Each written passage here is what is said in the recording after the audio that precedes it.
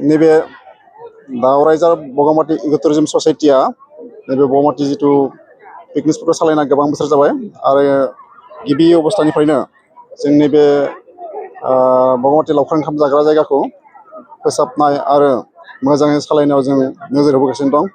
देग्लायबो जों जि जायफोर सुबुङा नैबे जायगायाव लावखार ओंखाम जानो फैयो बिथांमोननि सुबिदानि थाखाय जिखिनि जों नांगौ राहा बे नांगौ राहाखौ जों लादों। बिथांमोना जोंहा बेयाव फैनानै जिखिनि रंजाथाइ मोननांगौ बेखिनिखौ जों बेवहाय राहा लानाय जादों। बेवहाय फैनानै बिथांमोना दैमायाव गेलेनो हायो, राफ्टिं गेलेनो हायो, जिपलाइन गेलेनो हायो, ट्रेकिं खालामनो हायो बा हर्स राइडिं खालामनो हायो। आरो बेबायदिनो बेवहाय बाजार खालामनो हानाय हाथाइनि सुबिदा दं। आरो बेनिफ्रायनो बेवहाय जोंहा गारि मथर लाखिनो हानाय जोंहा पार्किंनि बेबस्था दं।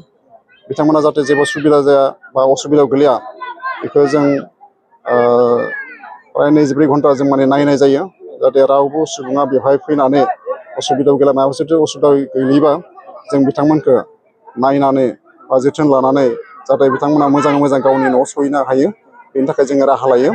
दा दिनैनि दिनाव जोंनि आसामनि खना खनलानिफ्राय मथा मथि क'क्राझार, चिरां, इथिं जरहाट, शिबसागरनिफ्राय मथा मथि गासै 50,000नि बांसिन सुबुं जोंनियाव दिनै थुबुर जादों।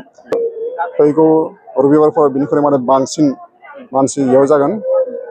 आसा खालामो फैगौ सानफोराव जोंनि जायफोर सुबुङा लावखार ओंखाम जानो मोजां मोनो बा जाय गोदान जायगा नायनो मोजां मोनो बिथांमोना लोब लोब फैनानै जोंनि बेफोराव माने गोदान जायगा नायनायजों लोगोसे लावखार ओंखाम जाफैनो हागोन। रावबो बेवहाय गिनो गोनां गैया। आरो माबाफोर असुबिदायाव गोलैबा जोंनि जिथु दावराइजार इकोटुरिज्म ससाइटि जिथु प्रेसिडेन्ट सेक्रेटारि जोंनि जानबुङाव थं लाहैबानो जाबाय आरो जोंजों जगाजग खालामबानो जाबाय। अब्लानो बिथांमोना खुनु असुबिदायाव गोलैनाय नङा। भुटानजों नांजाबनाय जोंनि बे लावखार ओंखाम जाग्रा जायगानि साखाथियावनो मोनसे वाइल्ड लाइफ दं। वाइल्ड लाइफआव गोबां जिब जुनार दं। दा बेबो जोंनि मोनसे मेहेरगोनां। दा जिहेथु जोंनि नैबे जायगाया भुटानजों नांजाबनाय हिसाबै भुटाननिफ्राय बोहैबोनाय जिथु दैमा बरन'नि दैमा बांसिनसो जों माने नुथायखौ जोंना समायनासिन खालामदो। बे हिसाबै माने बायजोनि मानसिफ्रा बेखौ बांसिन माने गोसो बोनो हायो आरो बांसिन मिथिंगानि समायनाखौ नुनानै बांसिन गोसो बोयो आरो।